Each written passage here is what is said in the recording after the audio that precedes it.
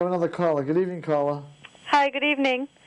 I lived right down the street from Franklin School. My son is a year old, and thinking about him going there gives me a lot of anxiety. Is there anything good that you can say about the elementary schools? Yeah, the teachers. I think the teachers, if invested in, will carry the day. And the amounts of money we're talking about here are relatively small. For example, you might look at Newton North at $150 million to really fully fund the math program in the elementary schools would be $750,000 each year. If we did that, we would very quickly have a superlative math program in Newton. And I mean, I think we have a good education now, but it's got some weaknesses, especially in math.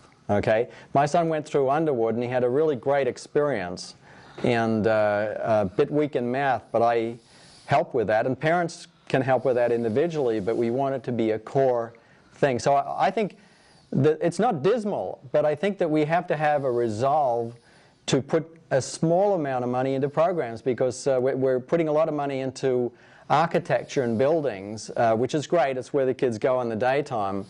But if we're putting $150 million into Newton North and probably another $100 million into the other middle and elementary schools, we should very seriously think of putting $1 million a year into mathematics and science, and probably another $1 million into technology. They're one of order of 1% of the current budget, and we should not forget the programs. And so it's really important to me, and I hear the concern, and I have it, and in fact, you're amongst thousands of parents who are concerned about this right now, that we're not putting these relatively small amounts of money in to solve these fundamental program problems. So I would say we got to get this going. I would say vote for me in the upcoming election.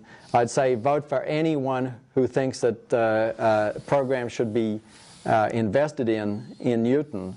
And you've got to take it to the school committee and the parents, and there's a lot of scientists and mathematicians and that, but every parent should show this concern. You pick up the phone, you turn up at the school committee meetings, because if I get elected, then I'm 1 vote out of 8. So I look to the community for support to try and push this.